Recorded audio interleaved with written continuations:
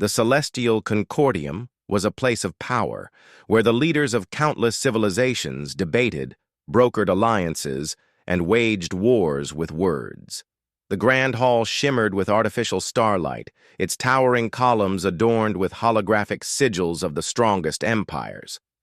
Amidst the commanding figures of diplomats and generals, Princess Erin of the Veylan went unnoticed. She was small, just under a meter tall, her delicate frame nearly lost in the sea of towering species. The Veylan were known for their intelligence and agility, yet their diminutive size had long condemned them to irrelevance in a galaxy where strength was measured in height and brute force. Erin moved gracefully through the hall, her royal robes of deep sapphire and silver flowing behind her. A delicate circlet of crystalline threads rested atop her violet hair, catching the artificial light with a subtle gleam. She held her head high, yet the weight of being disregarded pressed heavily upon her shoulders. "The princess has arrived," a gruff voice murmured from nearby. Erin stiffened. She recognized the speaker, Commander Jorak of the Droken Dominion, a towering brute whose crimson, stone-like skin pulsed faintly with energy. His people respected only power, and to them she was nothing more than a frail curiosity. "A princess no one wants. What a tragedy," Jorak sneered as he sauntered past. Erin clenched her hands beneath her flowing sleeves, nails biting into her palms. This mission was her father's last hope for the Veylan to reclaim their standing, but every condescending whisper, every dismissive glance chipped away at her resolve. At the far end of the chamber, a man in a dark Terran Coalition uniform leaned against a marble pillar, observing the proceedings with quiet intensity. His steel-blue eyes scanned the hall, not with the idle curiosity of a diplomat, but with the sharp awareness of a soldier. Captain Roan Vale, a decorated officer assigned to Concordium security, stood out as much as Erin. Only in his case, it was deliberate. Unlike the imposing delegates, he was composed, watching without speaking unless necessary. As his gaze swept the room, it landed on the small princess standing alone in the crowd. "Who's that?" he asked a fellow officer. The other man chuckled. "That's Princess Erin of the Veylan, the galaxy's most overlooked royal. Poor thing's been rejected by every noble and diplomat from here to the edge of the void." Roan frowned. "Rejected?" The officer shrugged. "Their males are small too, but she's different. No one takes her seriously. Honestly, I'm surprised she even bothers showing up." Roan didn't like the way they spoke about her.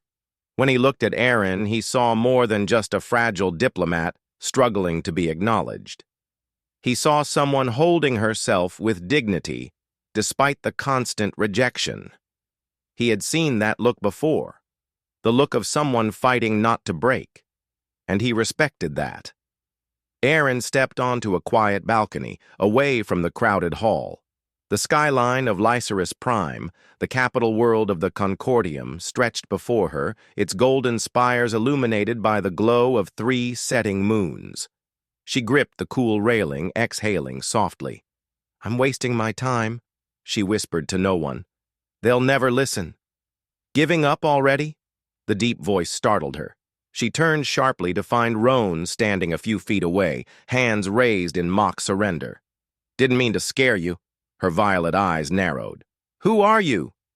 "Captain Roan Vale, Terran Coalition," he said, stepping closer. "Just making sure you weren't about to throw yourself off the balcony." Erin blinked. "What?" Roan grinned. "Good to hear." A brief silence stretched between them. Despite his towering height, he didn't look down on her with pity or amusement like the others. He simply saw her. "Why are you here?" she asked. "Observing," he replied with a casual shrug. "Though I admit I was curious. Everyone in there either ignores you or insults you. Can't figure out why." "Because I'm small. Because I'm Veylan." Her voice was flat. "My people aren't important." Roan crossed his arms. "Important to who?" Erin sighed. "To the galaxy." Roan arched a brow. Well, the galaxy sounds like an idiot. She stared at him. Excuse me? He smirked. I mean it. You're here, carrying yourself like you belong, even when they act like you don't. That takes guts. More than any of those self-important giants in there. For the first time in days, Erin felt her shoulders ease, if only slightly. Roan's words weren't diplomatic or rehearsed. They were simply honest. And honesty was something she'd been starved for. You're a strange human, Captain Vale, she said softly. Roan, he corrected, smiling. And you're not as insignificant as they think, Princess Erin. A faint warmth rose to her cheeks. She turned back toward the skyline, hiding the small but genuine smile that played on her lips. Roan remained beside her, his gaze shifting toward the stars. To him, this was just another night on duty. But to Erin, it was the first time in years that someone had looked at her and truly seen her. She didn't know it yet, but this human soldier would change her fate. And perhaps in doing so, she would change his too. The next day, the Concordium's Grand Assembly reconvened. As usual, Erin's designated seat was at the outermost edge of the chamber, far from the central podium where decisions were made. But this time, she didn't sit. Instead, she stepped forward. Gasps and murmurs rippled through the chamber as the small princess approached the speaker's podium. Amusement flickered across the faces of the larger delegates, none more condescending than Commander Jorak. The Valon wished to speak? He sneered. What could a race so insignificant possibly have to say? Erin ignored him, climbing the steps with careful precision. She gripped the podium, steadying herself as she took a breath. The Valon do not ask for pity.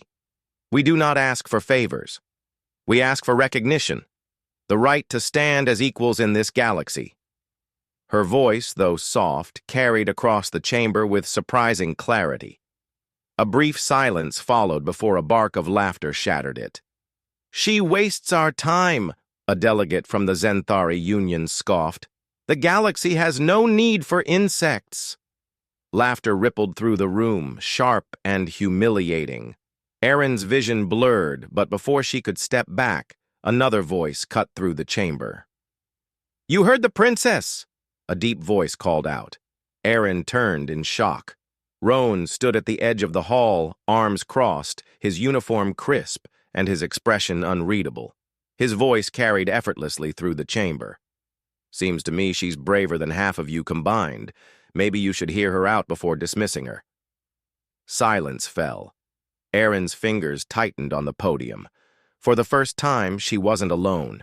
She inhaled deeply and spoke again. You laugh at my people's size, but strength is not muscle. It is resilience. It is innovation. It is one. And if the Concordium values only brute force, then it is already doomed. Her words rang through the hall, undeniable in their conviction. This time no one laughed. From the doorway, Roan smirked, pride flickering in his expression. Princess Erin had made them listen. And soon they would realize their mistake in underestimating her. The grand chamber of the Celestial Concordium had never been so quiet. Princess Erin stood at the speaker's podium, her small frame dwarfed by the towering delegates around her. Yet, she held their attention. The echoes of her words, her challenge to the old power structures, still lingered in the air. The laughter and dismissive sneers had faded, replaced by something new, something unexpected. Respect. From the far end of the hall, Captain Roan Vale watched her closely. He saw the shift in the delegates' expressions, the hesitation, the grudging acknowledgement, but he also saw something else: danger. The powerful races of the Concordium did not like change, and Erin had just declared war on the way things had always been. As Erin stepped down from the podium, the silence in the chamber shattered. "This is absurd!" boomed General Jorak of the Drokan Dominion, his stone-like skin darkening with anger. "Recognition? Equality? Your kind is weak, Princess. Words do not grant you a seat at this table. Strength does." Aaron turned to face him, refusing to look away. "Then tell me, General, is that why you fear me?" Murmurs spread through the hall. Jorak's fists clenched. "You are nothing but a child playing at politics," he growled. "And yet the council indulges your delusions. Very well. If you wish to prove your worth, then face a trial of merit." The chamber erupted into whispers. A trial of merit was an ancient challenge among the warrior races, a test of combat, where one's strength was displayed before the entire concordium. Roan tensed. He knew exactly what Jorak was doing. "This is a diplomatic council, not an arena," Aaron said evenly. Jorak sneered. "You spoke of resilience, of proving your people's worth. Now prove it. Face my champion in single combat, or walk away and confirm what we all already know. You are weak, and your kind does not belong here." The words hung in the air, thick with challenge. Aaron's heartbeat thundered in her chest. She was not a warrior. The Veylan were thinkers, not fighters. The Drokans, on the other hand, were bred for war. Their warriors were giants, their combat traditions brutal. To accept was to walk into near certain defeat. To refuse was to let them silence her. Roan's voice cut through the chaos. "This is a coward's move, Jorak. You can't win an argument, so you resort to brute force." Jorak smirked. "Brute force is the only thing that matters, human. Stay out of this." Aaron inhaled sharply. Marcus was right. They would never respect words alone. She lifted her chin and spoke clearly. "I accept." The chamber fell into stunned silence. Roan turned to her in disbelief. "Aaron!" She met his gaze.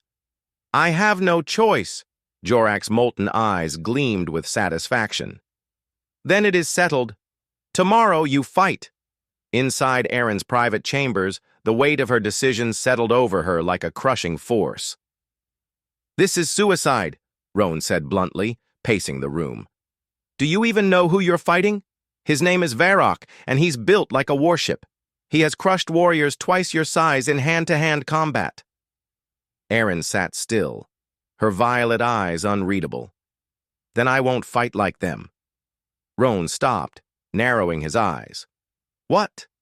She stood, her voice steady. "You told me once that humans don't fight fair, that they think their way around impossible odds. Teach me." A slow smirk tugged at Roan's lips. "Now you're speaking my language, princess." Roan worked with her through the night. "Strength isn't your advantage," he said, tossing her a small, sleek weapon. She caught it, frowning. "What is this?" "A stun rod.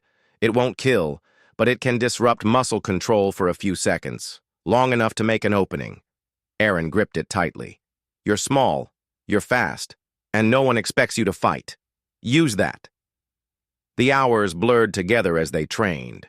Roan taught her to dodge, to stay light on her feet, to use her agility to outmaneuver a larger opponent. He pointed out weak spots, behind the knees, under the ribs, the base of the neck. "Hit them where it hurts. Don't stand still. Make him chase you, and never ever let him grab you." Aaron was exhausted, bruised, but determined. "Again," Roan said, pulling her up every time she stumbled. By dawn, she was as ready as she would ever be. The arena of merit was a massive, circular pit of polished stone, surrounded by tiered balconies where the Concordium's delegates watched in anticipation. Aaron stood at the center, gripping the stun rod. Across from her, Varrock stepped forward, nearly 3 meters tall, his molten fists flexing. "Try not to cry, little princess," he sneered. A deep chime rang out. The trial had begun. Varrock lunged. Aaron dodged, barely avoiding his strike. The ground shook where his fist landed. She moved, darting left, then right, staying just out of reach. The crowd murmured. She wasn't engaging. "Stand still and fight!" Varrock roared. Aaron didn't listen. She waited, watched, looked for an opening. Then she struck. She dashed in, jabbing the stun rod behind his knee. The shock sent his leg buckling. Varrock stumbled, growling in pain. Gasps rippled through the crowd. Roan grinned. "That's it, princess." Varrock spun, enraged. He swung wildly, but Aaron was faster, slipping past his attacks, striking his ribs, his arms, his back.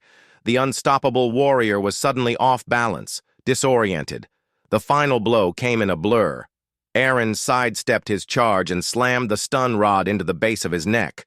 Varrock collapsed. Silence. Then, cheers. The Concordium had just witnessed the impossible. Princess Erin had won. The corridors of the Celestial Concordium were different now. Where once she had been ignored, now she was greeted with nods of respect. The smaller races, those long dismissed, began to rally behind her, but with recognition came danger. The Drokans would not forget this humiliation. Late that night, as Aaron and Rowan stood on the balcony overlooking the city, she asked quietly, "What happens now?" Rowan smirked. "Now? We change everything." Aaron smiled, looking out at the stars. The galaxy had once ignored her. Now it would never forget her.